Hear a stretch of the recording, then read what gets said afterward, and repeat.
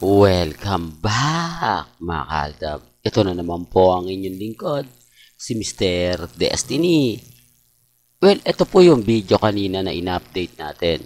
Babalikan ko lang po dahil may dinner date nga po na nangyari at naganap. Na talaga naman pong nakakatuwa dahil nag-post si Main na kumakain din po siya o nagdi-dinner date din po siya. So ano to, nagkataon lang po talaga o sinasadya ng panahon? Pansin niyo po yung kulay ng damit ni na Alden at ni Catherine, di po ba? Ibang kulay. Dito naman po sa dinner, naka-black po sila. Di po ba? Halos karamihan po na mga kumakain dyan naka-black. Tapos si Main Mendoza naka-black din. Di po ba kita nyo sa caption natin? Kaya nga sabi ko sa inyo, ako kampante ako mga kaaldab ba? Sa mga bitter na bitter po, sa mga ina-update ko, sa mga pinapaliwanag ko, aba, kayo na po bahala mag-react at mag-komento. Di po ba? Ang sa akin lang naman po, nagbibigay tayo ng update, ebidensya, at resibo na ano to, nagkakataon lang o talagang sinasadya lang po talaga nila. Kasi may mga bagay-bagay nga po mga kaaldab na masasabi natin magkasama nga po sina Catherine at si Alden. Pero kinagabihan ay hindi na po sila magkasama at marami pong post si Catherine na mag-isa lang po siya. Di po ba? Tapos ang pinakamaganda nga po rito yung post ni Main. Di po ba? Hindi ko pinipilit yun. Ito, ulitin ko na naman po Pasensya na po sa mga Aldab Nation na nagre-react at nagko-komento po sa akin na alam mo Mr. Destiny, dapat yung mga bagay-bagay na ganyan, hindi mo na sa amin pinapaliwanag.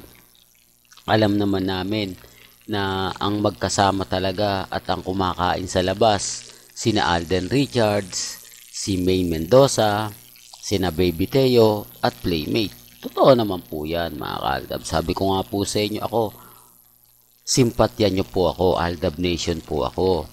Pero kailangan po kasi natin magpakita ng ebidensya at resibo na kumakain po talaga sina Alden.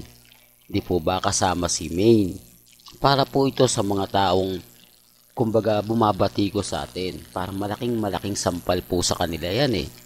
Di po ba? Bagamat maraming mga kwentong lumalabas, maraming mga istorya na kailangan nating basagin. Hindi po ba na pag nabasag natin, mag-iiba na naman sila ng mga post.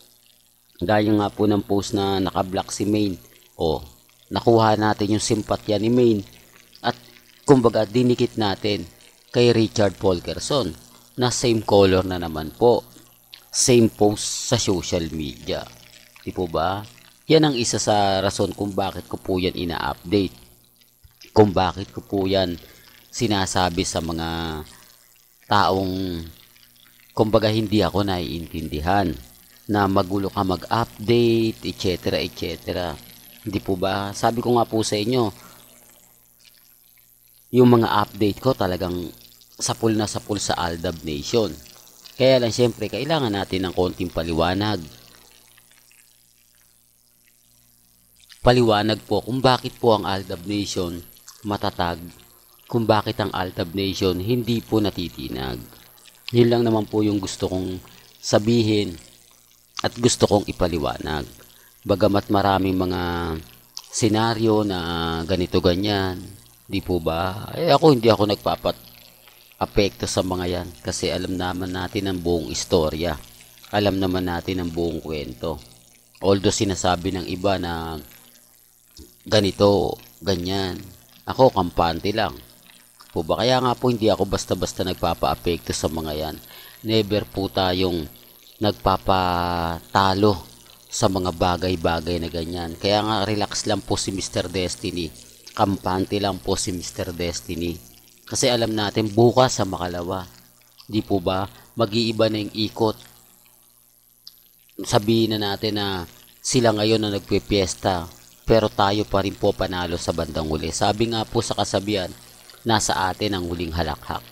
Pero bago nga po pala natin ituloy itong magandang update natin, kung bago ka lang sa channel na to at isa kang true-blooded Aldab Nation na nagmamahal kina Mengay at Isoy, Tama po ang channel na pinuntahan mo, kaya consider na po kitang bagong subscriber. At huwag mong kalimutang i-share ang mga video po natin sa mga mami, sa mga titas at sa mga senior.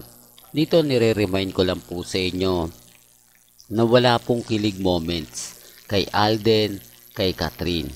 Pinipilit lang po nila yan. Kaya kung nga ito pinapakitang video na to, pansin nyo, hanggang kaway lang po sila. Never pong hinahawakan ni Alden Richards si Catherine.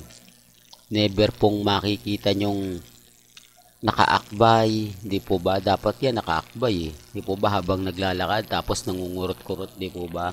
Ang ganda kayang eksena ng ganun, di po ba? Ibig kong sabihin si Catherine, eto po yung nakablock sila, di po ba, yung nakaakbay si Alden tapos nagkukulitan, yun yung off-cam, di po ba? Na kumbaga hindi nila ina-expect na may mga video na nakakakita sa kanila. Hindi, para lang klaro, para lang po mapapaisip din yung iba. Para masabi nila, tama nga si Mr. Destiny kasi. Tapos na yung shooting Di po ba dapat bonding moment nila? Dapat andun sila, di po ba? Tapos sasabihin nila na sobrang close daw. Kaya nga maraming sumisimpatya po sa akin. Maraming kumakampi na tama naman sinasabi ni Mr. Destiny. Nakikitaan naman natin na hindi talaga close si Catherine at si Alden. Di po ba? Maraming mga posts, maraming mga video na kung saan nga po hindi naman po talaga kasama ni Alden si Catherine. At saan nga po ba tumutuloy si Catherine? At saan din po tumutuloy si Richard Polkerson? Po ba? Kaya sabi ko, ako kampante lang ako, mga kaalda ba?